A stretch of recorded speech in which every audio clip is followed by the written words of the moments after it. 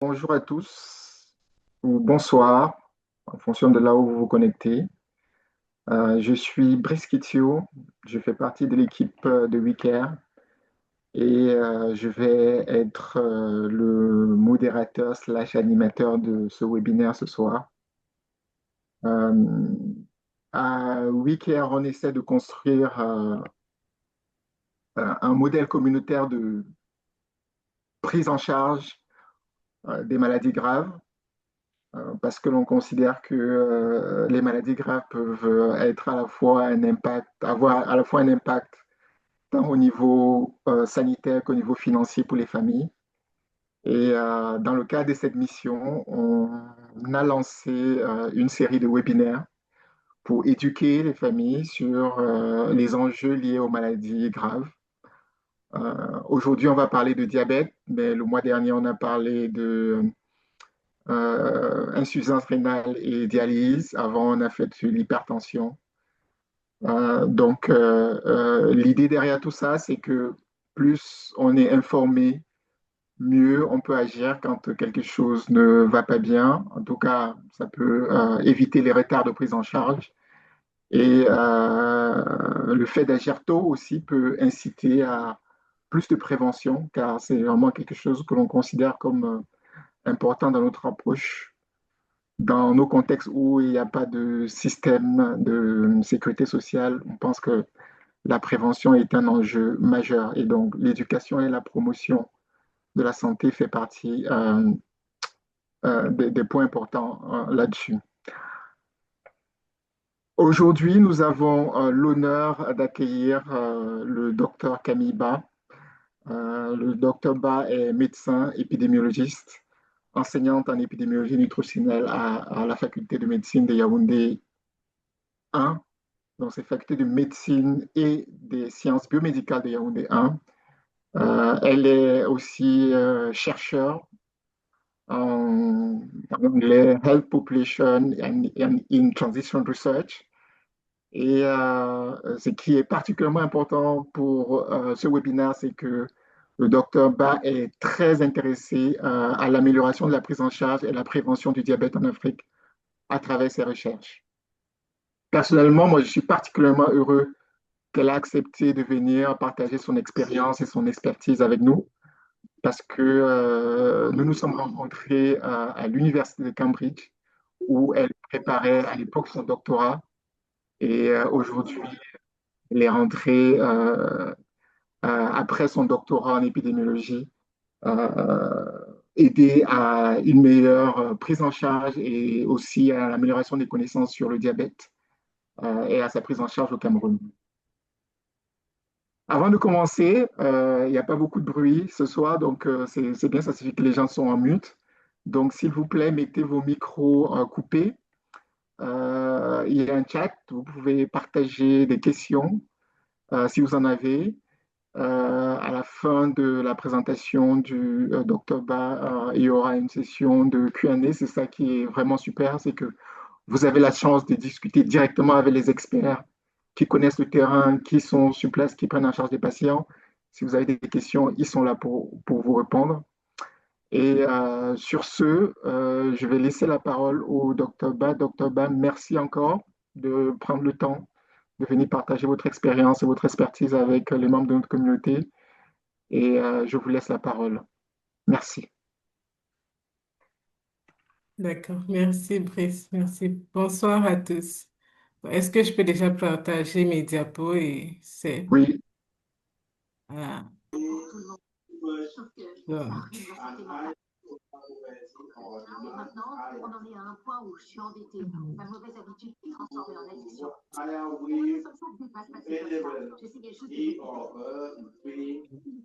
Co- Cody, merci de... Je ne sais pas qui il y a quelqu'un qui a son... Merci de couper le son. Je ne connais pas. Aïe, aïe, aïe, aïe. ok. Couper le son.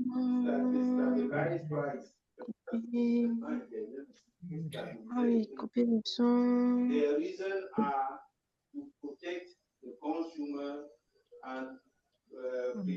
Brice, je pense que tu peux la muter si tu veux. Tu peux. Oui, on voit les diapos et c'est en mode présentation. Voilà, donc là, c'est correct comme ça, hein? Oui, OK, donc, il faudrait que je positionne ça. OK. Non, c'est pas bien positionné. Good. OK, donc bonsoir à tous et à toutes. Et je voudrais d'abord vous remercier, remercier tout le monde, remercier particulièrement les organisateurs pour l'invitation. Déjà, c'est un réel honneur pour moi de pouvoir faire ce que j'aime le plus faire. Donc, voilà, parler sur le diabète. Et donc, merci de me donner cette plateforme pour la faire.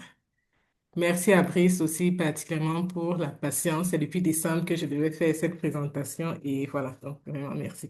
Merci à chacun d'entre vous d'avoir pris votre samedi soir, malgré tout ce qu'on sait qu'on peut faire un samedi soir pour venir, voilà, euh, échanger avec, J'espère que j'ai coupé le son. échanger. Non, papa, tu n'as pas coupé. Euh, attends. Brice, est-ce que c'est possible de couper? Est-ce que c'est possible de, voilà, ok. Ok. Donc, voilà. Donc, lorsque j'ai découvert le thème que Brice m'avait envoyé, proposé, c'était vivre avec le diabète au Cameroun. Je me suis d'abord dit que ce n'était pas une, voilà, je n'étais peut-être pas la personne la mieux placée pour en parler parce que ce sujet, en général, serait mieux porté par quelqu'un qui vit avec le diabète lui-même, qui vit avec le diabète et voilà, ce sont ces personnes qui peuvent souvent mieux parler du vécu avec le diabète. Et je me souviens toujours lors d'une conférence où j'ai rencontré euh, un patient qui vit avec le diabète qui avait été invité pour parler de son expérience vécue. Et hmm, quand j'ai commenté qu'il connaissait beaucoup sur la maladie, il m'a répondu une chose que je n'oublierai jamais. Quasiment que, voilà, il vit avec le diabète 24 heures sur 24, 7 jours sur 7. Et depuis qu'il a été diagnostiqué, il n'a pas pris de vacances. Moi, je prends souvent des congés quand je ne vais pas travailler, mais lui n'a jamais pris de vacances. Et donc, c'est quand même normal qu'il connaisse assez sur le diabète.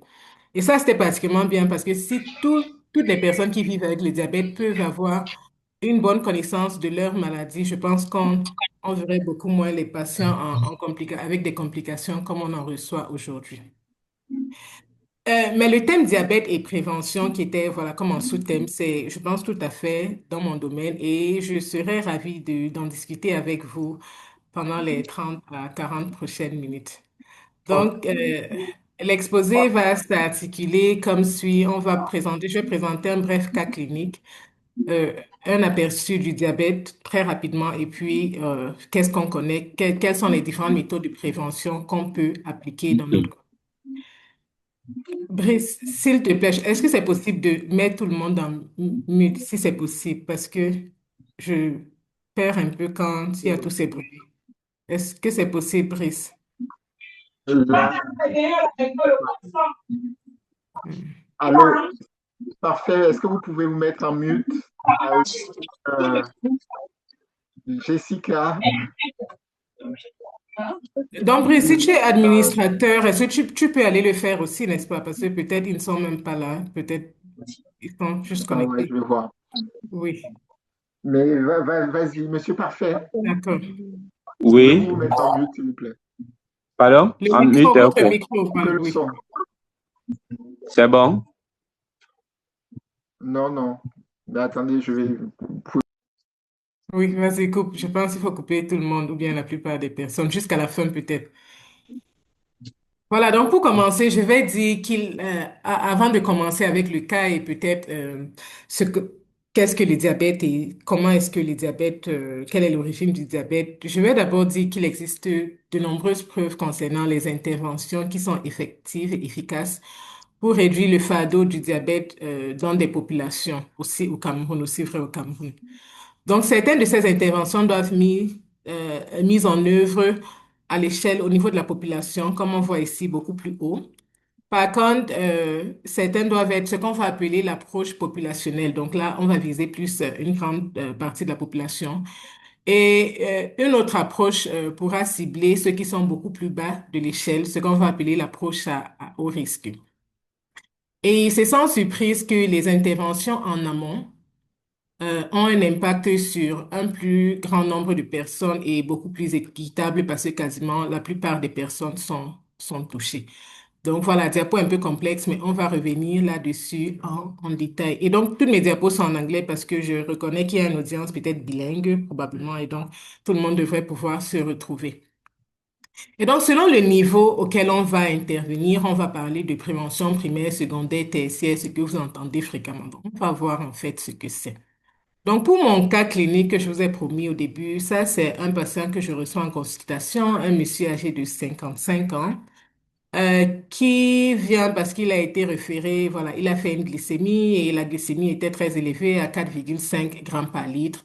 Et voilà, ce qui a motivé la réalisation de la glycémie, déjà, c'était une plaie chronique depuis 6 mois qui ne cicatrisait pas. Dans son histoire aussi, on note que le patient présentait une fatigue depuis quasiment 8 mois. Il buvait beaucoup d'eau, il urinait aussi beaucoup depuis environ 8 mois. Et voilà, le patient aussi a pris la peine de me dire de façon confidentielle parce que ça le dérangeait beaucoup que son engin ne fonctionne plus correctement depuis environ 2 mois aussi. Donc voilà, donc ce patient, cette personne a probablement le diabète. Donc c'est quoi le diabète? Le diabète, c'est, voilà, il y a des définitions un peu complexes et ça change avec le temps. Mais de façon terre à terre, on va dire que le diabète, c'est un groupe de maladies métaboliques qui est caractérisé par une hyperglycémie chronique et qui est en général dû à un défaut d'utilisation d'insuline et ou de sécrétion d'insuline. Donc l'insuline n'est soit pas bien sécrétée, soit bien utilisée comme ça devrait être. Et on peut se demander pourquoi est-ce qu'on va s'intéresser au diabète. Aussi, Brice, s'il te plaît, il faudrait me notifier quand nous sommes peut-être à 10 minutes ou bien si je perds mon micro, si vous ne m'entendez pas, peut-être m'écrire sur WhatsApp. Peut-être m'écrire sur WhatsApp. Voilà. Donc, pourquoi s'intéresser au diabète? Est-ce que c'est la maladie des Blancs, comme on dit au quartier, ou bien c'est une maladie qui ne touche que uniquement les riches? On va dire non, c'est une maladie réelle. Donc, en Afrique, en 2024, on avait jusqu'à 25 millions d'adultes qui étaient touchés par le diabète. Et plus de 2 tiers, donc plus de 2 sur 3 patients ne savent même pas qu'ils ont le diabète. Donc, ce qu'on pense voir, c'est tout simplement le type du iceberg. Et il y a beaucoup plus qui se passe, beaucoup plus de personnes qui sont affectées, qui ne savent même pas qu'ils ont le diabète. Donc, c'est là vraiment le gros problème. Et au Cameroun aussi, c'est un problème. La proportion des personnes qui vivent avec le diabète ne fait qu'augmenter. Nous sommes quittés de 4,5 à déjà 5,6 en 2024 et c'est beaucoup. Et sur ça, on sait que la plupart, toujours plus de 2 tiers, ne savent même pas qu'ils ont le diabète. Donc, on ne voit qu'une petite partie des personnes qui ont le diabète en consultation. Un mot peut-être sur les différents types de diabète qu'il existe. C'est, voilà, il existe différents types de diabète. Les plus fréquentes sont le diabète de type 1 et le diabète de type 2. Donc, c'est ce qu'on va voir le plus fréquemment en consultation. Et environ 90% des personnes qui vivent avec le diabète ont un diabète de type 2. Par contre, juste une petite portion, 5 à 10% auront un diabète de type 1. Et voilà, le diabète gestationnel, c'est ce diabète qui va apparaître pour la première fois pendant la grossesse. Donc, c'est uniquement les femmes, généralement les femmes enceintes. Et c'est un diabète aussi intéressant parce que voilà, ça augmente le risque de faire beaucoup de complications chez le bébé, mais aussi la maman, notamment durant l'accouchement, même après l'accouchement, elle a un haut risque de faire aussi un diabète de type 2. Et ensuite, récemment, on a reconnu voilà, un diabète qui touche beaucoup plus les pays en voie de développement, le diabète de type 5, qui est un diabète lié à la malnutrition qui sévit encore malheureusement chez nous. Donc, ce soir, on va s'attarder sur le diabète de type 2 qui est le diabète qui touche la plupart des individus, surtout les adultes. Et peut-être il suffira de dire que le diabète de type 2 résulte vraiment d'une interaction très complexe entre la susceptibilité génétique, la croissance et la programmation précoce, ainsi que les habitudes de vie vraiment tout au long de la vie. Et je ne vais pas vous embêter avec peut-être la médecine complexe, pathophysiologie, mais ce schéma tout simplement illustre que la physiopathologie du diabète ne touche pas un seul organe, c'est compliqué, ça n'implique pas tous un simple organe. Et ici, on peut observer un dysfonctionnement de plusieurs organes qui varie de l'intestin grêle jusqu'au cerveau. Donc vraiment, plusieurs organes sont affectés au cours du diabète de type 2. Donc, comment savoir que quelqu'un a le diabète ou bien quels sont les critères qu'on utilise pour dire quelqu'un a le diabète ou quelqu'un n'a pas le diabète? Donc, en général, on va utiliser soit la glycémie ou bien ce qu'on appelle l'hémoglobine glyquée, qui est un indicateur des glycémies au cours des 2 à 3 derniers mois.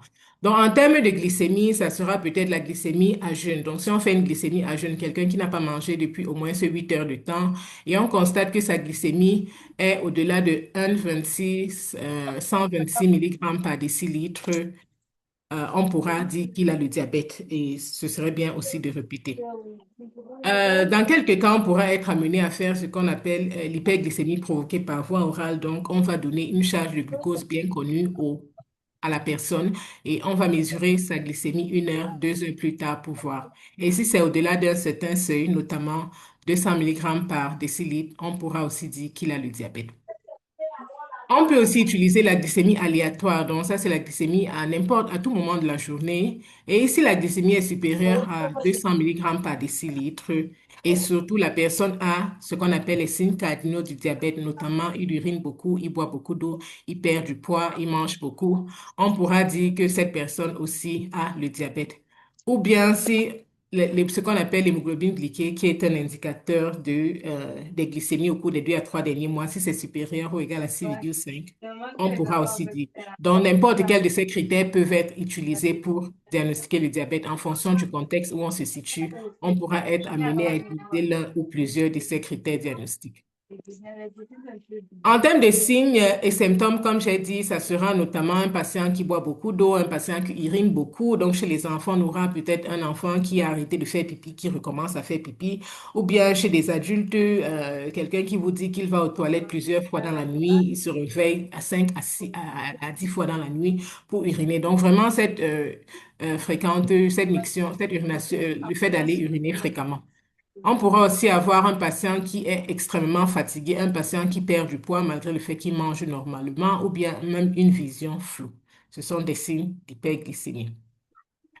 Dans le terme de complications du diabète, si rien n'est fait, ou bien même parfois au moment du diagnostic, parce que les patients ont eu ces symptômes et ils peut-être ne sont pas allés, ils n'ont peut-être pas fait, euh, ils ne sont pas allés faire tester, et donc voilà, certains patients au moment du diagnostic présentent déjà ces complications. Donc ça pourra être notamment des complications aiguës qui se passent rapidement, ou bien des complications qui prennent un peu plus de temps à s'installer. Donc, les complications aiguës seront fréquemment voilà, des hypoglycémies ou bien des états hyperosmolaires ou bien acidocétosiques, comme des comas. On va fréquemment voir des patients qui vont entrer en coma. Et même les plaies du pied, comme le cas clinique que je vous ai présenté tout à l'heure. Almighty, do you want to mute yes. Do you want to mute yourself? Thank you. Ou bien des complications chroniques qui prennent un peu plus de temps. Donc voilà, ce sera l'atteinte des petits vaisseaux, mais aussi des gros vaisseaux. Et en fonction de ce qui sera affecté, on aura peut-être une atteinte des yeux, une atteinte du rein, ou bien une atteinte des nerfs. Ou bien si les gros vaisseaux sont touchés, on pourra avoir des patients qui font des pathologies cardiovasculaires, ou bien des AVC, ou bien des gangrènes du membre inférieur comme ça. Donc, si on revient sur ce patient de 55 ans récemment diagnostiqué avec un diabète de type 2 qui présente déjà des complications, notamment un pied diabétique et une dysfonction érectile, qu'est-ce qu'on peut faire pour ce patient à ce stade? Donc là, je reviens sur cette figure qui, voilà, présente tout ce qu'on peut faire. Et déjà, la première chose que j'aime toujours dire, c'est quand on parle de prévention sur un spectre. Donc, tout ce qu'on fait, que ce soit en clinique ou bien que ce soit avant, dans la communauté et d'autres, c'est une forme de prévention. Donc, chez ce patient, on va toujours une forme de prévention. C'est une prévention beaucoup plus lointaine, en bas, comme vous voyez ici, notamment la prise en charge peut-être des glycémies, de son diabète et des facteurs de risque cardiovasculaire, mais aussi se rassurer de rechercher les complications et prendre en charge même d'autres complications qu'il n'a pas déclarées. Donc ici, chez ce patient, on va faire ce qu'on appelle la prévention tertiaire. Un patient qui a déjà la maladie installée. Et là, on essaie de prévenir, de prendre en charge adéquatement pour prévenir les complications. Donc, la prise en charge de ce patient va consister à quoi? Encore sans entrer dans trop de cliniques, ça sera vraiment un contrôle glycémique strict chez ce patient individualisé en fonction de voilà son âge et autre chose. On va prendre en charge les complications qu'il présente déjà, notamment son pied diabétique et on va évaluer et traiter aussi la dysfonction érectile. Surtout, on va faire une prise en charge globale des facteurs de risque cardiovasculaire. Donc, c'est bien que le diabète intervient, la présentation sur le diabète intervient après le topo que vous avez eu sur les maladies cardiovasculaires par le professeur Zudieu parce que, voilà, en diabétologie aussi, il y a cet acharnement de prévenir les maladies cardiovasculaires parce que c'est une complication très, très grave du diabète. Et bien sûr, on va éduquer le patient, surtout une éducation et un suivi régulier pour prévenir d'autres complications. Dans la prise en charge va consister à quoi? Notamment ces deux volets. On aura un volet pharmacologique où la prise en charge sera discutée avec voilà, le médecin. Il y a différentes molécules qui pourront être proposées au malade et en fonction de voilà, son âge, sa tolérance, ses préférences et tout ça, on pourra être amené à choisir une molécule et non pas une autre. Donc, je ne vais pas entrer là-dessus, c'est très clair. Euh, mais de façon très, très importante, il y aura la modification des habitudes de vie. Et vraiment, ça dépend à 100% du malade. Donc, notamment, on aura cette modification de l'alimentation, mais aussi de l'activité physique. Ce qui fait que, au tout début, une éducation très, très approfondie doit être donnée aux malades. Et cette éducation va toucher plusieurs volets. Ça va toucher le diabète et c'est quoi le diabète et quelle est l'évolution naturelle du diabète en absence d'intervention, en absence d'une prise en charge adéquate? Bien sûr, ça va toucher les habitudes de vie, notamment l'alimentation qui est l'apport énergétique qui influence beaucoup le contrôle glycémique, mais aussi l'activité physique qui est la dépense énergétique qui, bien sûr, va beaucoup aussi influencer la prise en charge du diabète parce que le traitement sera modifié en fonction de si le patient a une activité physique intense ou pas. Bien sûr, le patient sera éduqué sur les différentes molécules pharmacologiques qu'il existe et ce qu'il est en train de prendre et quelles sont les potentielles complications pour qu'il s'y attende et qu'il n'arrête pas de prendre le médicament. Par exemple, la metformine qui est fréquemment donnée en première intention. Ce sera toujours important de dire au malade qu'il peut avoir quelques complications gastro-intestinales, notamment des troubles digestifs. Et donc, s'il a ce malaise, il ne faudrait pas qu'il arrête la prise en charge parce que voilà, c'est quelque chose qui est attendu. Et on va conseiller qu'ils prennent peut-être son comprimé au milieu du repas pour minimiser ses complications, pour minimiser ses effets secondaires. Et parce que si tout ça n'est pas fait, le malade aura cela et il ne va pas continuer. Donc, une éducation approfondie et bien sûr, l'hypoglycémie qui est toujours très, très fréquente chez les patients qui ont le diabète, une bonne éducation sera nécessaire. Et donc, c'est à ce niveau de l'éducation qu'on perd beaucoup de malades parce que beaucoup de malades pensent qu'ils vont guérir du diabète. C'est la première chose quand ils viennent. Et quand ils se rendent compte que c'est peut-être un traitement à vie, ils peut-être seront motivés à aller vers peut-être les tradis praticiens ou des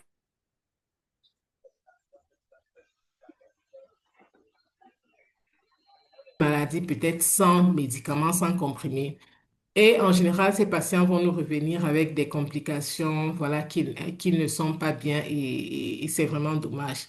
Donc en Afrique, un gros problème qu'on a, avec la prise en charge du malade, c'est vraiment le comportement. Les malades ont tendance à faire plus confiance à ces praticiens, peut-être des prêtres ou religieux que des médecins. Donc peut-être c'est notre faute à nous les médecins. On n'arrive pas à gagner la confiance de nos patients, mais voilà, peut-être aussi nous sommes toujours dans un milieu où tout est mystique, où voilà, on a lancé la maladie, où voilà, personne chez nous n'a la maladie. Malgré le fait que parfois il y a une composante génétique, c'est pas toujours obligé. Il y a parfois des patients qui seront diagnostiqués, mais aucun autre membre de la famille peut-être n'avait été diagnostiqué, ou bien peut-être ils sont décédés avant que le diagnostic ne se passe, ou bien, donc c'est pas toujours aussi simple que ça. Ou bien de se dire, je ne suis même pas obèse, je n'ai pas de facteur de risque qu'ils pensent. Et comment est-ce que j'ai le diabète? Encore, oui, facteur de risque ne veut pas dire qu'on aura forcément la maladie. Ça augmente le risque, mais ça ne veut pas dire qu'on aura. tous les patients qui ont un diabète de type 2 ne sont pas obèses. Et toutes les personnes qui sont obèses n'ont pas un diabète de type 2. Donc voilà, toujours ne pas voir les choses par rapport à d'autres personnes. C'est voilà, un peu plus complexe, c'est de la science, on ne va pas entrer là-dessus. Et donc, très, très clé dans la prise en charge du diabète qui est souvent compliquée, c'est l'adhérence thérapeutique. Voilà, parce que c'est une maladie chronique, on va vivre avec. Il faudrait déjà l'accepter que c'est une maladie chronique et voilà, on a cette maladie. Et bien vouloir suivre les conseils de son médecin, que ce soit les conseils pharmacologiques ou bien des conseils non pharmacologiques, parce que sans cette adhérence thérapeutique, sans le fait de vraiment prendre ça, ces médicaments ou bien les mesures, suivre les mesures comme il faut, on ne peut pas atteindre nos objectifs malgré le fait qu'on passe le temps à intensifier. Il y a des malades qui sont sur 3, 4 comprimés qui ne devraient pas être tout simplement parce qu'ils ne suivent pas leur traitement. Et voilà, ils rentrent, ils manquent de médecins qui suivent leur traitement et on ne fait qu'intensifier, augmenter les doses. C'est pas à votre avantage. Donc, ici, là, noter des gros challenges qu'on a, notamment ici dans notre contexte, où voilà, on ne comprend pas toujours, où on n'a pas toujours le temps d'éduquer le patient. C'est vraiment ce problème d'adhérence avec les croyances autour de la maladie qui sont fréquemment fausses. Et donc, améliorer la prise en charge, ça sera vraiment, comme j'ai dit, l'éducation du patient pour qu'il puisse, voilà, prendre totalement possession de sa maladie. Si sa maladie, il doit connaître aussi bien que le médecin sur sa maladie. Sinon, peut-être mieux que le médecin parce que c'est lui qui vit avec. Nous, on lit des livres, lui, il vit avec. Donc, il devrait bien comprendre ça. Et surtout, soutenir l'autogestion, l'autoprise en charge. Le patient devrait pouvoir se prendre en charge lui-même, reconnaître ses signes d'hypoglycémie, pouvoir prendre en charge son hypoglycémie et d'autres. Euh, Nous sommes dans un contexte où il y a très peu de médecins, sans compter les médecins spécialistes. Et donc, peut-être le renforcement, passer un peu voilà, du rôle aux médecins ou bien d'autres personnels de la santé pourrait être une méthode qui va nous aider. Donc, renforcer vraiment les capacités de l'infirmière et des infirmiers et d'autres membres de l'équipe pour pouvoir prendre en charge certaines parties de la prise en charge du malade parce que, voilà, les médecins sont surmenés, il n'y en a pas assez. Faudra bien sûr qu'on soit toujours à jour avec les guides, parce que les guides, les guidelines changent tous les jours et donc on doit pouvoir se mettre à jour. On doit pouvoir voir les malades régulièrement. Il y a des malades voilà, qui ont le diabète et leur dernière visite date de 3 ans, 4 ans. Bon, et ce n'est pas normal. Donc, il doit y avoir des revues planifiées des patients qui sont vraiment axés sur les résultats, vraiment basés sur les résultats. Et donc, il y a ce monsieur, Julian Tudor, qui a vraiment dit quelque chose de bien, notamment pour les maladies chroniques. Il a dit, une bonne prise en charge des maladies chroniques vraiment consiste à bien faire des choses simples pour un grand nombre de personnes. Et donc, peu de ces personnes se sentent malades. Donc, si on revient à notre patient de 55 ans, le temps passe vite, si on revient à ce patient de 55 ans qui est récemment diagnostiqué avec le diabète de type 2 et qui présente déjà des complications, notamment ce pied diabétique, dysfonction érectile, c'est indispensable de lui offrir les meilleurs soins, bien sûr, afin de prévenir d'autres complications. Mais toujours quand je suis à l'hôpital en clinique, mon attention rapidement se porte sur les occasions manquées. Donc, je vois ce patient déjà avec des complications. Il est accompagné de son fils qui probablement ne s'est jamais fait tester rien. Donc, et qui pourra aussi développer des complications similaires avec lui si rien n'est fait. Donc, ma question toujours quand je vois un malade qui a le diabète, c'est quelles ont été les opportunités qu'on a manqué d'agir? Et donc, rapidement, on va voir quelles sont ces opportunités. La première opportunité, c'est, en général, pour des maladies chroniques comme le diabète, il y a un laps euh, entre l'installation de la maladie et la présentation et l'apparition des signes cliniques de la maladie. On appelle ça le lead time. En français, c'est quoi? Bon, lead time, bon. Le latent, voilà, la phase de latence. La phase de latence, c'est entre l'installation de la maladie et l'apparition des signes cliniques. Donc, en général, il y a un temps. C'est pas, et pour certaines personnes, ça peut varier de plusieurs jours à plusieurs mois, à même des années. Et donc, c'est très intéressant pour le diabète parce qu'au moment du diagnostic, environ 50% des cellules bêta, les cellules qui produisent l'insuline, sont déjà perdues. Et donc, il y a un acharnement à pouvoir préserver ces autres cellules, ces cellules restantes. Et donc, agir le plus tôt, c'est la meilleure chose à faire. Et donc, ici, c'est le dépistage. Nous sommes dans la prévention secondaire où on veut rapidement détecter la maladie, même avant l'apparition des signes cliniques, parce qu'on sait qu'il y a cette évolution néfaste dans le temps.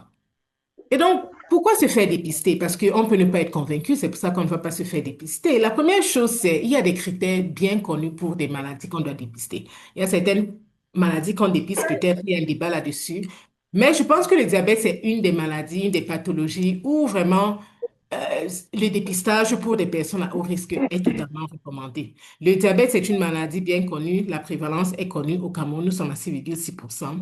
C'est une maladie pour laquelle le dépistage est très facile à faire. C'est un dépistage qui est très facile, qui n'est pas associé euh, avec, euh, c'est pas néfaste pour la personne. C'est tout simplement une glycémie, parfois capillaire, parfois plasmatique. Elle n'est en général pas néfaste. Donc, un test simple à faire. Et pour le diabète aussi, il y a des interventions très, très efficaces. Et on sait que si on intervient tôt, on modifie la trajectoire, on modifie la trajectoire du diabète. Et donc, je réinsiste ici, le diabète, c'est vraiment une de ces maladies. Est-ce qu'on peut arrêter le micro? Euh, Donc, j'insiste ici, le diabète, c'est vraiment une de ces maladies pour lesquelles le dépistage est totalement recommandé. Le dépistage a toute sa place, un test facile qui ne nuit pas et des interventions très, très efficaces sont mises. C'est pas comme si on fait le dépistage et il n'y a rien à faire. Il y a des interventions qui sont très efficaces. Donc, on va retenir pour cette première partie avant d'enchaîner la deuxième partie qui sera rapide que, voilà, dépister le diabète, c'est faisable et c'est bien de le faire, notamment pour des personnes à haut risque. C'est intéressant de dépister le diabète, mais on ne va pas s'arrêter là. On va aussi dépister les facteurs de risque cardiovasculaire qui peuvent parfois amener le malade plus rapidement même que le diabète. Et donc, si on fait le dépistage, se faire dépister des facteurs de risque cardiovasculaire, notamment le taux de cholestérol dans le sang, la pression artérielle, tout ça sera également bénéfique pour le patient parce qu'il y a des interventions qui ont été prouvées d'être bénéfiques. Voilà, il y a très peu, vraiment très peu ça va vraiment nuire à très peu de personnes de faire un dépistage, de se dire un faux positif. Non, donc vraiment le dépistage, on retient ici que le dépistage et une prise en charge précoce permet d'altérer la trajectoire du diabète et voilà, c'est très, très bénéfique. Euh, je reviens sur ce même patient qui revient en consultation 55 ans et voilà son fils à côté de lui de 35 ans qui pourra aussi évoluer, qui pourra aussi développer le diabète plus tard. Et la question que je me pose, comme j'ai dit, c'est quelles sont les opportunités manquées. Donc voilà, faire un dépistage précoce, peut-être chez ce fils qui n'a jamais fait un test de glycémie. Mais même si le fils ne présente pas le diabète pour le moment, je peux ou bien je dois quand même entreprendre une prévention aussi primaire si c'est possible, qui va consister à réduire les facteurs de risque du diabète. Et donc j'ai ce patient qui est obèse, qui est un facteur de risque très très évident du diabète. Donc ici, nous sommes dans la prévention primaire avant l'installation du diabète. Et donc très tôt, il y a Desmond Tutu qui a dit, il arrive un moment où il ne suffit plus de sortir les gens de la rivière. Il faut remonter en amont pour vraiment comprendre pourquoi est-ce que les gens tombent dans la rivière. Donc, quand on me demande, voilà, c'est quoi la santé publique, cette épidémiologie, qu'est-ce que tu fais au quotidien? Voilà, c'est un peu ça. C'est se dire, voilà, qu'est-ce qu'on peut faire? On ne peut pas s'attarder à tirer les gens de l'eau. Donc, les gens qui ont la maladie, les enlever de l'eau, prendre en charge. Non, on ne peut pas faire tout ça, il n'y a pas assez de personnes.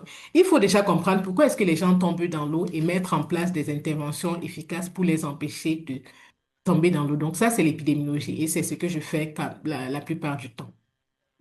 Pour les facteurs de risque du diabète, il y en a plusieurs, certains qui vont augmenter le risque, certains qui vont baisser le risque. Donc, c'est bien de prêter attention à ces diapos pour voir ce qu'on peut jouer là-dessus. Il y a certains sur lesquels on peut agir. Il y a d'autres qu'on ne peut pas agir. On ne peut pas agir sur l'âge. On avance sur l'âge, c'est naturel de vieillir. L'histoire familiale du diabète, si la maman avait le diabète, elle ne peut rien faire. C'est son histoire, c'est son antécédent familial, donc on ne peut rien faire de ça. Mais il y a d'autres sur lesquels on peut totalement agir, comme l'obésité, le surpoids. Donc, être obèse ou en surpoids, indépendamment de n'importe de tout autre facteur de risque de diabète, augmente la probabilité de faire le diabète de 6 fois. Et donc, c'est quand même énorme. Juste être obèse, indépendamment de tout autre facteur, augmente son risque de faire le diabète de 6 fois. C'est beaucoup. Donc, si on peut perdre le poids, on a toujours un bénéfice à perdre le poids. L'activité physique, bien sûr, aussi, plus on fait de l'activité physique, plus on s'éloigne un peu du diabète. Et ici, par activité physique, on n'est pas en train de parler du sport, on ne demande pas d'aller faire du handball, du volleyball, rejoindre une équipe comme ça. Non. On parle tout simplement de euh, mouvement musculaire qui va entraîner une dépense énergétique. En fait, c'est ça l'activité physique. Donc, le fait peut-être faire une marche, que ce soit lente, que ce soit rapide, le fait de se lever, par exemple, travailler sur son laptop en étant debout et non pas assis ou couché. Donc, vraiment éviter la sédentarité. Tout ce qui va entraîner une dépense énergétique, c'est de l'activité physique et nous sommes confortables avec ça. Donc, forcément, pas le sport, pas forcément les exercices où il faut aller dans une salle de sport, suivre un régime pour devenir fit. Non, c'est pas ça. Juste en se déplaçant, bougeant un peu plus, on réduit son risque de faire le diabète. Bien sûr, le tabagisme qui va augmenter le risque de faire du diabète, du cancer, maladie cardiovasculaire, tout, c'est pas bien, c'est bien pour personne. Des bébés qui naissent avec un petit poids sont en risque de faire le diabète et autres. Mais ici, je veux aussi me focaliser sur les facteurs alimentaires qui sont des habitudes de vie qui m'intéressent beaucoup. Donc, il y a beaucoup de facteurs qui pourront soit augmenter, soit réduire le risque de faire le diabète. Notamment, la consommation de fruits et légumes très, très recommandée pourra nous éloigner un peu du diabète. Par contre, il y a d'autres facteurs alimentaires comme la consommation de viande rouge, notamment des viandes rouges transformées, qu'elles soient transformées ou pas. En général, ça augmente le risque de faire le diabète. Consommation des graines raffinés, notamment pour augmenter le risque de faire le diabète. Par contre, les graines complètes pourront réduire. Donc voilà, il y a plusieurs facteurs sur lesquels on peut agir et d'autres sur lesquels on ne peut pas agir.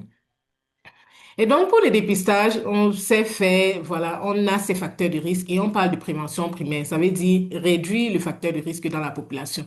Et donc, qu'est-ce qu'on peut faire? Ça, ce sont des très bonnes études qui montrent que de façon fiable, si on perd du poids, plus de 5% de son poids, on réduit son apport en graisse, on maintient son apport en graisse à moins de 30% de l'énergie totale. On se rassure qu'on minimise la consommation des graisses saturées qui sont de mauvaises graisses.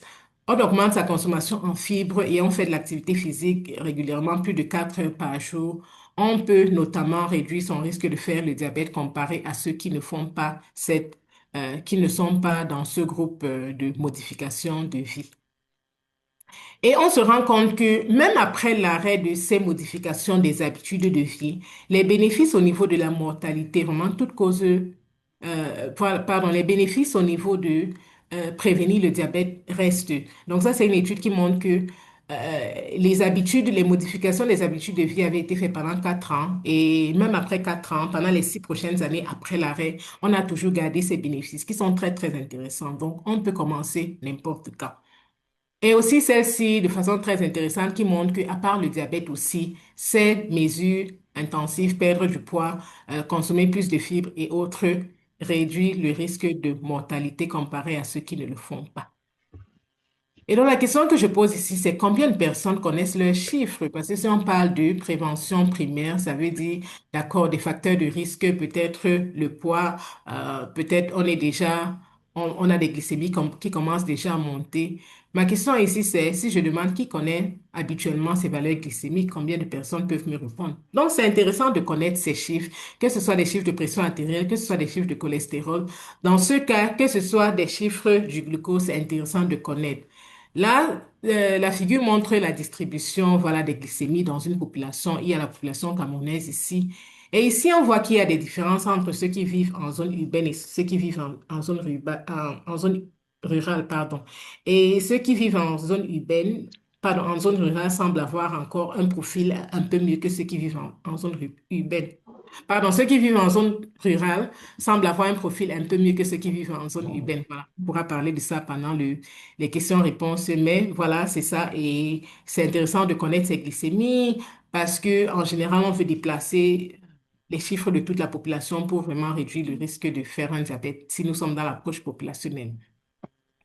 Et donc, ça va agir par plusieurs, on va devoir agir sur plusieurs niveaux. Vous avez vu les facteurs alimentaires, mais on a aussi parlé de l'activité physique. Et là, on a dit activité physique, vraiment, tout dépend tout mouvement musculaire qui va entraîner cette perte d'énergie.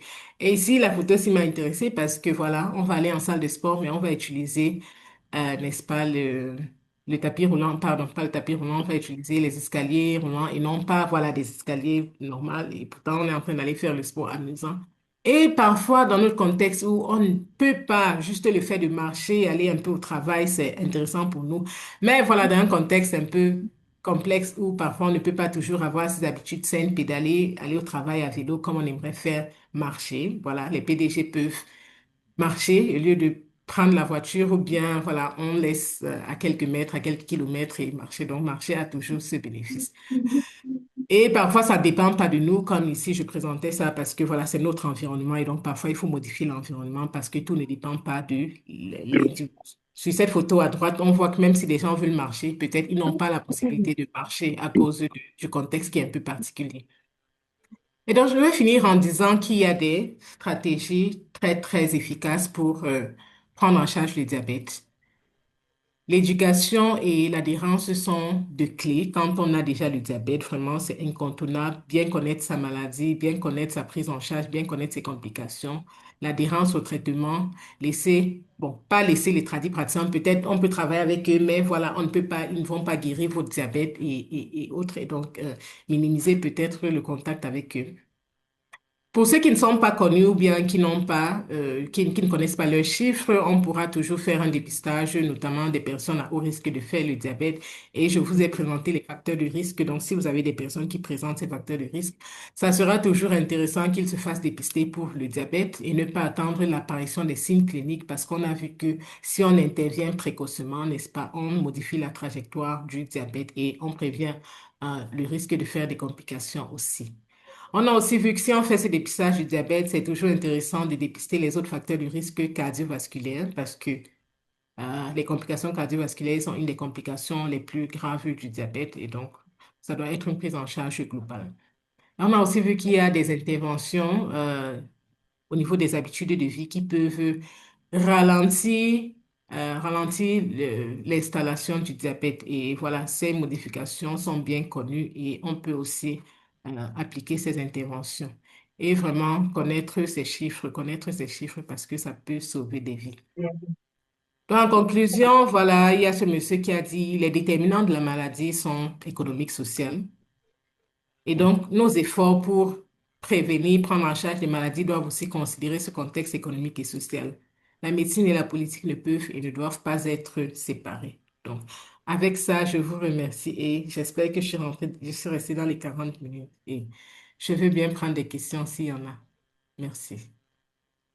Merci beaucoup, docteur, pour cette présentation très instructive. Et on ouvre aux questions. Vous pouvez envoyer vos questions par le chat ou lever la main si vous le souhaitez lever la main. Euh, Moi, je vais prendre la première question. J'ai appris beaucoup de choses. Ma première question, surtout sur la conclusion que tu fais, Camille. Euh, L'une des parties qui est de dire faire des tests. Aujourd'hui, et souvent quand on propose aux gens de faire des tests, ils disent, ah, je veux savoir et ça va changer ma vie. Je préfère attendre.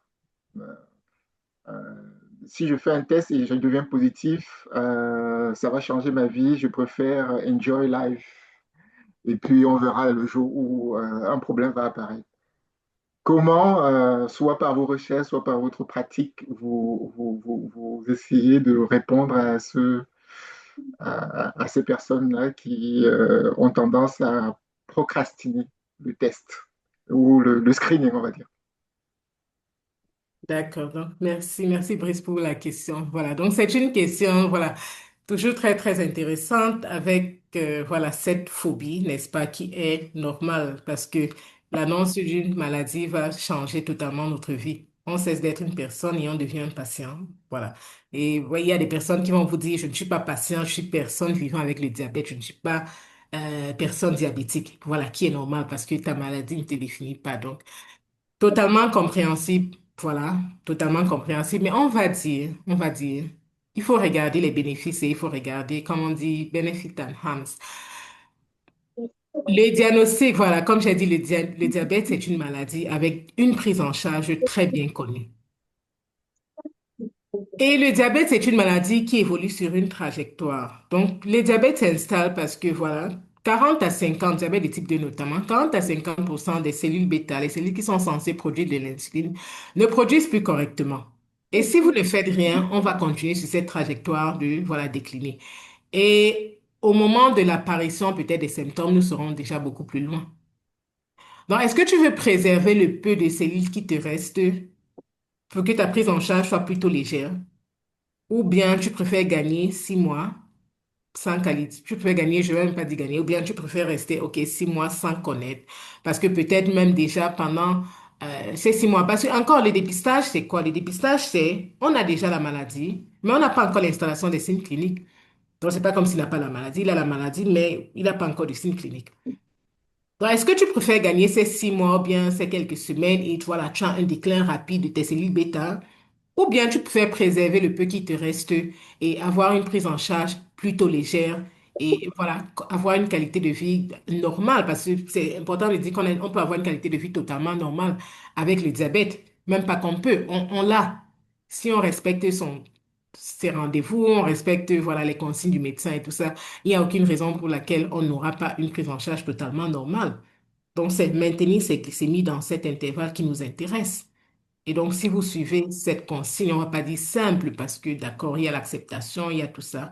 Mais si on arrive à maintenir les glycémies dans les normes, voilà, on n'aura pas des complications liées aux liées aux hypoglycémies. Et voilà, donc c'est un peu ça mon approche avec ça sera ça mon approche avec cette personne. Qu'est-ce que vous préférez? Quelques mois de plus sans savoir et puis, voilà, toutes vos cellules partent et voilà, vous êtes un peu compliqué. Et une autre chose peut-être que j'ai oublié de dire que je tenais à dire, c'est une chose que j'aime toujours dire aux malades, c'est parce qu'on voit souvent l'insuline, l'utilisation de l'insuline comme étant un tabou ou bien étant comme à la finalité. Voilà, quand vous proposez de l'insuline à un malade, il sait qu'il est fini et quel que soit ce que vous dites, il ne va pas accepter parce que voilà, ce sont des croyances du quartier et tout. Donc, toujours au moment du diagnostic, moi, je trouve que c'est toujours intéressant de dire aux malades, d'accord, vous avez le diabète, expliquez ceci, comment ça s'installe et voilà, qu'ils ne culpabilisent pas, c'est pas parce qu'ils mangeaient forcément trop de sucre ou autre, on ne sait pas trop. Mais très intéressant que ce malade, à un moment ou l'autre de sa vie, sera amené à prendre de l'insuline. Si c'est le diabète de type 1, forcément, il a de l'insuline à vie. Ça, c'est pas un débat parce qu'il a besoin de ça. Mais si c'est le diabète de type 2, à un moment de sa vie, il va devenir insulino-récurrent. Et donc, c'est pas la fin. Ça peut être à cause d'une infection, ça peut être à cause d'un stress, à cause de n'importe quoi. Et quand on aura levé, voilà ce qui entraîne cette élévation des peut-être glycémies, il pourra soit laisser l'insuline, soit continuer avec, sans oublier que l'insuline, c'est le meilleur traitement du diabète parce que tout ce qu'on fait, c'est essayer de limiter cette sécrétion d'insuline. Et donc, voilà, c'est ce que je vais dire. Et mais si tu me permets, je pense que j'ai oublié quand je suis arrivée sur cette diapo. Ça, c'était vraiment un cri de cœur. Je n'ai pas beaucoup parlé du diabète de type 1 qui touche principalement les enfants, mais je voulais utiliser cette plateforme aussi pour dire qu'il y a des cliniques qui prennent en charge le diabète de type 1 dans quasiment toutes les régions du Cameroun. Bon, pas toutes les régions, il y a peut-être pas à l'est ou au sud aussi, mais dans la plupart des régions du Cameroun, il y a ces cliniques. Et donc, dans ces cliniques du diabète, les enfants de 0 à 25 ans sont pris en charge gratuitement s'ils ont un diabète de type 1. Vraiment gratuitement de la consultation aux médicaments, l'insuline, encore, c'est l'insuline, les analogues d'insuline d'elle qui est donnée, avec les appareils pour monitorer les glycémies et même certains bilans de suivi comme l'hémoglobine glycée sont faits gratuitement. Donc, si vous connaissez quelqu'un qui a un diabète de type 1 ou bien si quelqu'un dans votre entourage développe un diabète de type 1, référez-le dans ces cliniques. À l'hôpital, à Yaoundé, nous sommes à l'hôpital central, il y a la Fondation Chantal Biya, à Douala, il y a la Kintini, il y a l'hôpital général. À Bamenda, au nord-ouest, il y a l'hôpital régional de Bamenda, il y a Kumbo. Au sud-ouest, nous sommes à Limbé, l'hôpital régional de Limbé et l'hôpital régional de Boya. Et dans le Grand Nord, il y en a en Gandéré, Garoua, et Marois. Donc, vraiment, essayez de référer ces patients parce qu'il y a beaucoup de patients, on pense, avec le type 1 qui ne sont pas dans ce programme ou bien qui ne savent pas qu'il y a ces cliniques qui vraiment les prennent en charge gratuitement. Donc, voilà, merci. Merci pour la réponse et pour la précision pour les patients, les enfants et les patients de diabète de type 1. On a reçu des questions sur le chat. Première question, merci docteur. Ma question est la suivante. Concernant le diabète, en quoi consiste la prévention primaire? Et je vais rajouter une deuxième question, comme ça tu auras un paquet. En moyenne, combien coûte, puisque en plus on a parlé de tests, en moyenne, combien coûte un test d'hémoglobine glyquée et à quelle fréquence recommandez-vous de le faire? D'accord. Donc, merci. Donc, la première, c'est... La euh, prévention primaire. voilà, la prévention primaire, c'est tout simplement, on a un facteur de risque et on veut réduire ce facteur de risque dans la population. Donc, par exemple, on a l'obésité, donc des personnes n'ont pas encore la maladie, ça c'est sûr. On a l'obésité, on sait que c'est un facteur de risque du diabète et on veut réduire cela dans la population. Où nous sommes dans une population, les gens consomment beaucoup de viande rouge, on veut réduire cette consommation de viande rouge. Ou bien nous sommes dans une population où des personnes, voilà, prennent tous des voitures. Il y a que des PDG dans cette population où tout le monde est dans une Prado, dans une limousine pour aller au travail. Non, on veut limiter cette sédentarité en leur faisant faire un peu plus d'activité physique. Donc, c'est vraiment la réduction du facteur de risque. C'est différent de, voilà, la prévention primordiale où il n'y a pas de facteur de risque et on ne veut même pas que le facteur de risque apparaisse. Donc, on va retenir qu'il n'y a pas la maladie, il y a le facteur de risque et on veut diminuer ce facteur de risque dans la population. La deuxième question, l'hémoglobine glyquée, je pense que ça coûte autour de 7 000 francs. Je pense que ça varie entre 7 000 et 10 000 francs dans plusieurs cliniques. À un moment, on avait même des cliniques du diabète où c'était subventionné, c'était autour de 3 000. Peut-être il y en a encore certains programmes. Le programme est fini en 2020, donc je pense que dans la plupart des endroits, c'est entre 7 000 et 3 000. Et voilà, c'est pas recommandé pour tout le monde. Si on a un diabète, son médecin va prescrire les fréquences, mais en général, ça sera tous les 3 mois parce que, comme j'ai dit, ça reflète le contrôle glycémique au cours des 2 à 3 derniers mois. Donc, ça ne va servir à rien de faire une hémoglobine glyquée toutes les semaines ou bien tous les mois, par exemple. Mais vraiment, c'est pour, voilà, des personnes qui ont le diabète. Si vous voulez vous faire dépister simplement, c'est facile de faire une glycémie à jeune capillaire quelque part et puis si elle est élevée, avant que vous vous rapprochiez des personnels de la santé pour une évaluation approfondie. Voilà. Deux autres questions, merci. Je vois des Deuxième, questions sur des analogues, n'est-ce pas? Je peux les prendre. Je vois des questions sur des analogues, c'est ça? Hein? Ou bien il y avait d'autres questions? avant ça, il y a une question sur le diabète est-il une maladie réversible? Et puis, il y a une Euh, question sur Ozempic. Donc, que pensez-vous des patients qui prennent les médicaments pour le diabète tels que Ozempic et Mounjaro alors qu'ils ne sont pas diabétiques pour perdre du poids? Ces personnes sont-elles exposées au diabète? voilà, donc, première question, est-ce que le diabète est réversible? Euh, un peu compliqué. Oh, je vais dire non et oui. Bon, il y a ce qu'on appelle la rémission du diabète. On ne parle pas de réversibilité parce que voilà, on sait que tout ce qui s'est passé, on ne peut pas. Mais il y a des études qui montrent que si des patients suivent notamment des traitements intensifs, notamment des modifications des habitudes de vie, vraiment c'est intensif. On parle par exemple d'une alimentation hypocalorique. On est à moins de 600, moins de 700 kilocalories par jour plutôt un peu difficile à maintenir, qu'ils peuvent, voilà, on appelle ça rémission, avoir une rémission du diabète. Et bon, c'est vrai que des études montrent que même 12 à 24 mois plus tard, après l'arrêt de ce programme, les patients qui ont continué à suivre ce régime quand même restaient, avaient toujours des bons chiffres glycémiques. Donc, est-ce qu'on va dire que c'est une prise en charge intensive ou bien c'est réversibilité? Je vais dire non, je suis pas dans la réversibilité. Je vais dire rémission. Donc, comme on dit, c'est une personne qui a pu normaliser ses glycémies avec ces mesures. Mais je pense que les charlatans, les praticiens et tous ces autres qui promettent de pouvoir réverser le diabète ou bien à travers, je ne sais quoi, que ce soit moringa, tout ça, non, seul, non, c'est pas possible, hein, à ma connaissance. Pour le moment aussi, les choses changent. Et ce qu'on connaît sur le diabète change tous les jours. Donc, pour le moment, en 2026, mars 2026. Voilà. La deuxième Voilà. question sur Et donc, Ozempic. voilà, qu'est-ce que je pense du Mounjaro Ozempic? Voilà, ça ce sont les analogues de la GLP-1, des nouvelles classes très tendances et tout ça. C'est utilisé pour la prise en charge du diabète, notamment pour des patients qui ont voilà, qui sont au risque de faire des maladies cardiovasculaires. C'est en première intention. Ça coûte peut-être un peu cher, donc peut-être dans notre contexte, on ne peut pas toujours. Des patients qui n'ont pas le diabète ou bien qui n'ont pas d'indication cardiovasculaire, parce que encore il y a un débat pour ceux qui vont participer au congrès de diabétologie en avril, je pense que c'est du 16 au 18 avril. Il y aura ce débat Mounjaro Ozempic dans les analogues de la GLP-1 à qui appartient l'ordonnance? Est-ce que c'est au cardiologue? Est-ce que c'est au diabéto? Vous savez qu'il y a toujours, voilà, ce débat entre les diabétos et les cardio.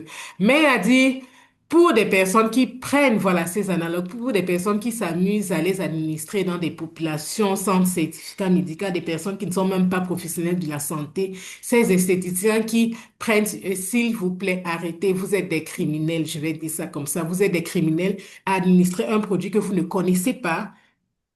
Pour quelque chose d'aussi. Donc, voilà, ce n'est pas recommandé. On ne connaît pas encore. C'est une nouvelle classe de médicaments. Les tests qui ont été faits, les essais cliniques disponibles, c'est sur les personnes qui ont cette maladie et on s'est rendu compte que ça contribue aussi à la perte de poids. C'est indiqué dans certains pays pour une perte de poids. Je sais qu'en Angleterre, le NHS peut-être administre le Mounjaro et tout ça. Dans notre contexte, peut-être faire attention. Et ces personnes sont suivies. C'est dans un contexte hospitalier bien, bien.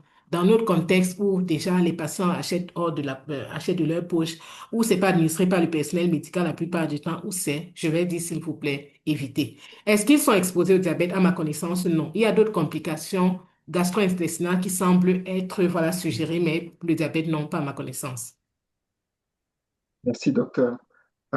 Une question rapide sur, je pense que c'est sur les cliniques dont vous avez parlé tout à l'heure. En Ngaoundéré, euh, quelle est la clinique? Et puis, il y a une question qui fait aussi suite sur le point, sur les GLP-1, les DPP-4. Est-ce que l'accès est facile? Est-ce que c'est abordable? Hum, Voilà, donc Ngaoundéré, Ngaoundéré, oui, c'est régional, c'est l'hôpital régional de Ngaoundéré. Hôpital régional de Ngaoundéré, Garoua, hôpital régional toujours pareil avec Marois. Voilà, donc vous êtes là-bas, allez à la clinique gratuitement pour tous. Si ce n'est pas gratuit, contactez-moi. Si vous êtes facturé, à un moment, contactez-moi. Voilà. Et voilà, la question c'était c'est quoi encore les analogues? Je suis Oh, donc, un contente peu la du suite de temps. ce que vous disiez, les DPP-4 et les GLP-1, est-ce que l'accès est facile? Est-ce que c'est abordable? Oui, normalement, l'accès, est-ce que l'accès, voilà, peut-être dans notre contexte encore pas vulgarisé, mais il y a des patients qui arrivent à l'avoir, ça coûte encore cher. Nous sommes encore dans une négociation pour avoir une subvention, notamment des PP4 qui sont très, très indiqués pour des patients qui peut-être commencent à présenter des complications rénales ou bien qui semblent prévenir même ces complications rénales. Donc, nous sommes dans une discussion pour avoir voilà, des subventions sur ces molécules, mais pour le moment, ça coûte encore cher et la plupart des patients n'arrivent pas à s'en procurer, notamment les analogues qui sont encore un peu très élevés, les analogues de la GLP-1. Question aussi, une autre question sur l'accès. Qu'en est-il de la disponibilité continue de l'insuline et des antidiabétiques oraux dans les zones reculées, notamment dans les formations sanitaires du niveau périphérique? Hmm, voilà. Donc, ces antidiabétiques oraux sont censés être disponibles, au moins la metformine est censée être disponible, qui est utilisée en première intention dans la plupart des CMA. Nous sommes dans un contexte où fréquemment il y a des ruptures de stock ou bien pas d'approvisionnement, mais c'est censé quand même être disponible, notamment même si ce sont les formules génériques, c'est censé être disponible. Pour euh, le continuous glucose monitoring, ce n'est pas encore. Il y a certains centres qui ont ça. Quand j'étais à Bafoussam en 2000, c'était en 2012, je pense qu'il y avait, je ne sais plus s'il y a, vraiment ça va dépendre, voilà, ça va dépendre de l'hôpital, ce n'est pas toujours disponible. Ce n'est pas toujours, ce n'est pas toujours disponible, voilà. Et merci pour les précisions. Une question économique, ça j'adore, vu mon profil. À combien pouvez-vous estimer en moyenne la prise en charge d'un patient diabétique tous les mois? Voilà, intéressant. Peut-être ça c'est une étude. Parce que quand on parle de prise en charge, il faudrait pas seulement regarder les médicaments. Si vous regardez les médicaments, voilà, vous regardez cette petite partie de ce qu'on appelle les coûts directs. Il y a beaucoup plus de coûts indirects. Il y a beaucoup plus les coûts intangibles qui sont également importants. Donc, quand on fait des analyses économiques, c'est tout ça qu'on regarde. Donc, en termes de coûts directs, peut-être ce qui est directement utilisé pour acheter les médicaments. Ça va dépendre du stade auquel, comme j'ai dit, le patient se présente. C'est un patient qui est découvert, qui est diagnostiqué précocement et voilà, qui a des besoins minimaux, plutôt minimaux. Voilà, il peut juste être sous metformine. Je pense que Je pense que la boîte de metformine de 30 jours coûte dans les 3 000, entre 3 000 et 4 000 francs. Il y a certains malades qui sont uniquement sous metformine et tout. Il y a d'autres qui ont besoin de 2, 3. Donc, ça va dépendre vraiment, comme j'ai dit, des choix des malades, de ceci. Il y a d'autres personnes qui vont vous dire, je veux des analogues de la GLP-1, je veux ceci, je veux cela. Des malades qui sont peut-être sous metformine et une autre molécule comme les sulfonylurées, par exemple, qui peut coûter dans les, je pense, 9 000 francs, si je ne me trompe pas. Donc, en moyenne, je peux dire coût direct pour ceux qui sont sur une molécule, la metformine sera autour de 4 000 et ceux qui sont sur deux molécules, peut-être autour de 15 000 metformine, 4 000 francs plus 9 000 autour de 14, 13, entre 13 et 15 000. Mais comme je dis, regardez uniquement les coûts directs, c'est très, très limite parce que le gros fardeau, c'est vraiment les coûts indirects, le transport pour venir, le temps qu'on passe à l'hôpital, la personne qui nous accompagne, le travail qu'on manque et tout ça, et même les coûts intangibles, le stress, voilà, toutes ces pensées. Donc, c'est beaucoup plus complexe quand on parle d'analyse économique d'une maladie et non pas seulement ce qu'ils dépensent pour acheter les médicaments parce que c'est une petite partie. Merci. Une autre question, alors là, vraiment une question de contexte. Comment adopter un régime diabétique dans notre contexte où les aliments de base sont riches en glucides, manioc, plantain, riz, et les moyens sociaux et économiques limités? Voilà, donc très, très, très belle question parce que je m'intéresse beaucoup à l'alimentation, la nutrition. La première chose, c'est traditionnellement le régime africain, c'est un régime qui est très bien pour la prise en charge du diabète ou même la prévention du diabète. Les complications viennent parce qu'on a modifié notre régime traditionnel pour adopter, voilà, les habitudes de vie qu'on trouve modernes ou bien on a ajouté des choses dans notre plat. Donc, c'est là où les problèmes viennent. C'est là où les problèmes s'installent. Et voilà, avec nos aliments, les aliments locaux, on peut toujours, voilà, s'assurer, c'est tout simplement connaître les règles d'une alimentation équilibrée et particulièrement quand on a le diabète, quelles sont des petites modifications qu'on peut faire. Ce n'est pas à dire qu'on ne peut pas manger le manioc, plantain, le riz, non, absolument pas. Et ce n'est pas à dire qu'il faut avoir des moyens, il faut avoir des moyens financiers, il faut être très confortable. Non, on peut avoir un régime dans des limites de ce qu'on a et avec ce qu'on aime manger. Donc, pour ça, je vais dire, il y a des diététiciens, justement, c'est leur boulot. Pourquoi que je Conseiller suis pas mon exactement, cours, hein? Quel est vous ton problème? vous Je suis conseillez le plus gentil, moi. exactement, voilà, comment manger et tout en considérant vos préférences, vos cultures, vos habitudes, votre revenu et tout ça. Donc, je vais dire ici, non, il ne faut pas avoir beaucoup d'argent pour manger sainement. Il faut juste connaître les règles d'une alimentation saine. Et si vous avez le diabète, il y a quelques petites modifications qui doivent être faites. Et voilà, mais sinon, tout est possible. Sinon, c'est possible dans notre contexte. Voilà. Deux autres questions. Quelle est la politique de soins mise en place pour Oui. encourager le suivi? Parce que ça, c'est vraiment une question importante parce que souvent on dit oui, il faut adhérer, mais en fait, en pratique, qu'est-ce qu'on fait pour... est-ce qu'il y a, donc dans la question, est-ce qu'il y a un contrat patient-médecin? Et entre parenthèses, visiblement la personne en Belgique. En Belgique, on parle, par exemple, de trajet de soins. Et la deuxième question que je vais associer à celle-là, c'est, merci pour votre présentation, existe des essais de traitements chirurgicaux dans la prise en charge du diabète de type 1, notamment les greffes de pancréas. Je voudrais savoir s'il existe des greffes Voilà. au Voilà, Cameroun. donc la première question, ça c'est au Cameroun ou bien, ok, donc je vais prendre la première question qui est, voilà, qu'est-ce qu'on peut faire pour améliorer l'adhérence thérapeutique, c'est ça, voilà, respecter le suivi. En fait, dans notre contexte, je vais parler de notre contexte, il n'y a rien. Parce que ailleurs, encore l'Angleterre que je connais un peu et tout ça, il y a NHS, il y a les reminders, que donc voilà, il y a des rappels par message que tu peux avoir. Tu sais que si tu loupes un, on va te menacer, on va te dire par exemple, tout rendez-vous manqué coûte 75, peut-être 75 livres pour le gouvernement, des choses comme ça. Donc voilà, tu es dans un système où il y a quand même des suivis, des rappels et tout. Nous sommes dans un système où il n'y a même pas de registre. Donc, on ne sait même pas qui a le diabète, qui n'a pas. Vous venez, vous partez. On est en train d'essayer d'installer le registre. On a commencé avec le diabète de type 1. Donc, on sait déjà, on a répertorié ceux qui ont le diabète. C'est pour ça qu'on a besoin de savoir tout. On a besoin de connaître plus de personnes. Il faut que plus de personnes viennent dans ces cliniques. Mais avec le diabète de type 2, on n'a pas de registre. On ne sait pas qui a. Donc, vous venez, vous partez. C'est vraiment entre vous, c'est votre discussion avec le malade dans notre, c'est la discussion avec le médecin et c'est juste l'encouragement. Voilà, l'encouragement, on se dit avec l'éducation, si le patient comprend sa pathologie et les bénéfices d'adhérer à son traitement, peut-être il va adhérer, mais il y a absolument aucun contrat où rien n'est fait. Rien n'est fait. Et puis la deuxième question, prise en charge chirurgicale du diabète. Prise en charge, non. Prise en charge des facteurs de risque, voilà, il y a euh, la chirurgie bariatrique, voilà, diminuer la taille de l'estomac et tout ça, qui clairement aide à la perte de poids et tout ça, qui est un facteur de risque majeur du diabète. Mais voilà, les greffes du pancréas, comme vous parlez, oui, notamment pour le diabète de type 1, c'est pas encore dans notre contexte, c'est encore en cours de...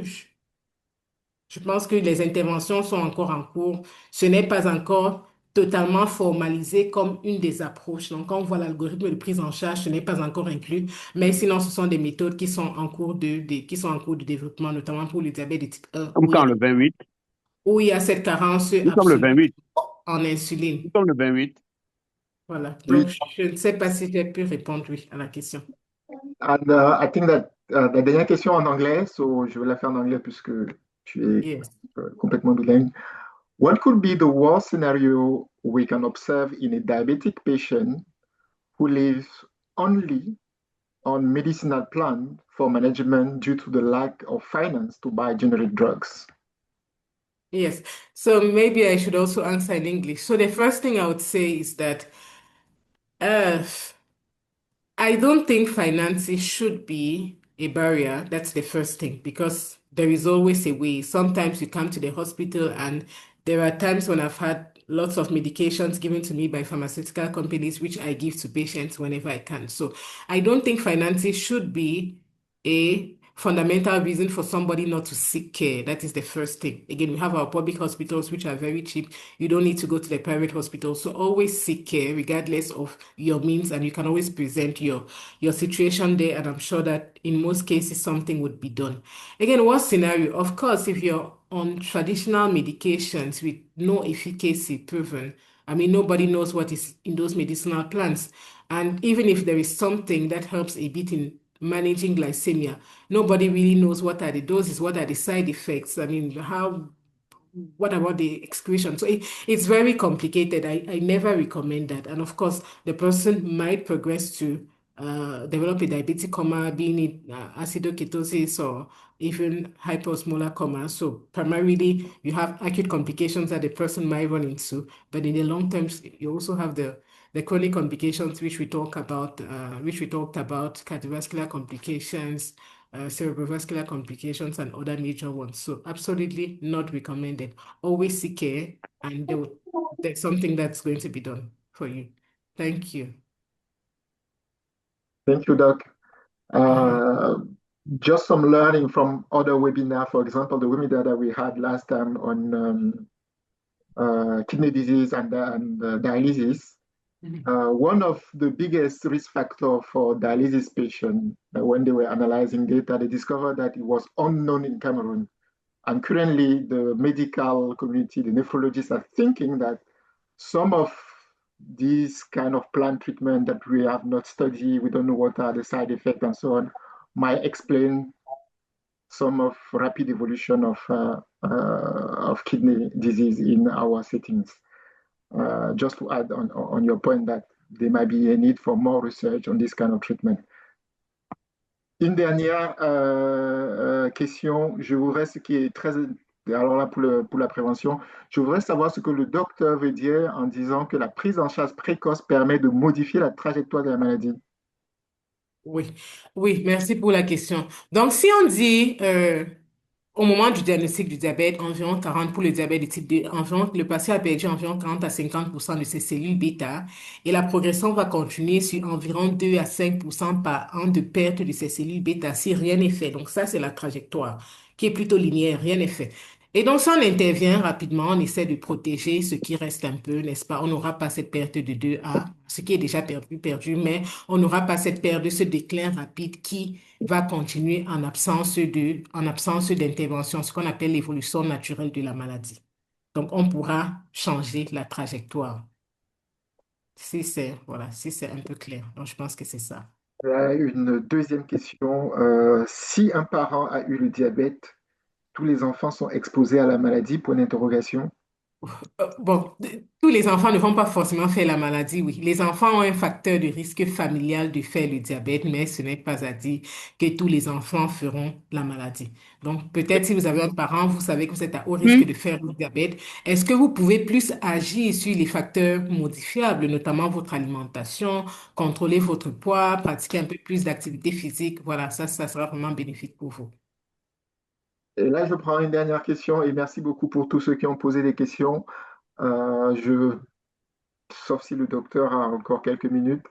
Euh, il y a une question sur est-ce que vous pouvez recommander une application de poursuivre, une application de suivi pour les patients diabétiques? Est-ce qu'il y a une application que vous recommandez? Et j'ai une dernière question. Qu'est-ce que le diabète non insulinodépendant? Comment se soigne-t-il? Hmm. D'accord. Donc, la première, l'application. Je pense qu'il y a plusieurs applications, notamment pour peut-être pour les habitudes, pour modification des habitudes de vie, peut-être contrôler le poids, insérer sa glycémie, regarder, monitorer le type, le niveau d'activité physique. Mais bon, je n'ai rien particulièrement en tête. Il y a des pays qui ont pour, il y a dans certains pays, il y a certaines applications qui sont recommandées, mais voilà, au Cameroun, il n'y a rien. Je n'ai rien qui me vient en tête, mais je sais qu'il y a ces applications qui existent. Et voilà, donc je n'ai rien qui me vient en tête particulièrement. Et la deuxième question, c'est, je pense, par rapport Non à, insulino-requérant. voilà, non insulino-requérant. Voilà, ça c'est quoi? Avant, on parlait de insulino-dépendant, insulino-indépendant. Voilà, ce sont les thèmes qui sont partis parce que, voilà, le diabète de type 1, comme on a dit, il a besoin de l'insuline pour sa survie parce que, voilà, totalement, quasiment carence absolue en insuline. Mais dans le diabète de type 2, où il y a encore une partie des cellules bêta, donc il y a encore une certaine sécrétion d'insuline. Et le gros problème, c'est la résistance à l'insuline. Donc, voilà, il y a un défaut d'utilisation de cette insuline. Le patient peut devenir insulino-requérant à un moment. Donc, il peut, voilà, il laisse sous ses antidiabétiques oraux, mais à un moment, il a besoin d'insuline, peut-être parce qu'il fait une infection ou quelque chose qui, voilà, maintient ses glycémies élevées. Donc, il a besoin d'insuline parce que c'est vraiment le meilleur traitement du diabète. Et à ce moment, on va dire qu'il est devenu insulino-requérant. Donc, voilà. Donc, vous confondez peut-être Euh, insulino-dépendant, indépendant, ces thèmes d'avant qu'on n'utilise plus vraiment. Ok. Merci pour la précision. Juste, je prends encore, il y a quelqu'un qui vient de lever la main, mais vraiment, voilà. Monsieur Godzo Martin, est-ce que vous pouvez vous poser votre question parce que vous avez levé la main? Allumez le mute,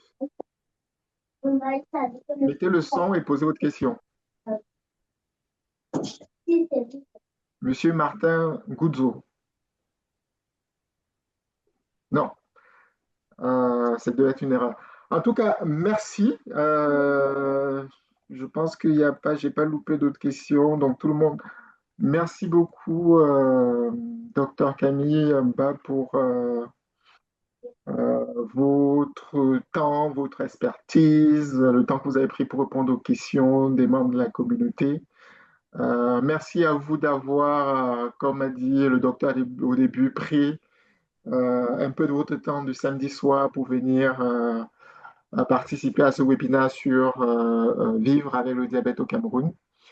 Je pense que nous avons appris beaucoup de choses et même dans les questions, il y a beaucoup. Merci docteur, merci pour votre présentation. Comme je disais au Allô? début, nous faisons une série pour éduquer les membres de notre communauté par rapport aux maladies, aux enjeux des maladies graves. Le diabète est une maladie très grave, comme le docteur l'a montré, même si on peut vivre très bien quand on est bien pris en charge, sans impact sur la qualité de vie avec le diabète. Le mois prochain, on va avoir une autre session sur plus orientée aux alentours de, en effet, la nutrition. Euh, Docteur Mba a mis un certain temps, mais c'était super. Je vous remercie pour votre temps et puis merci à tous pour votre participation.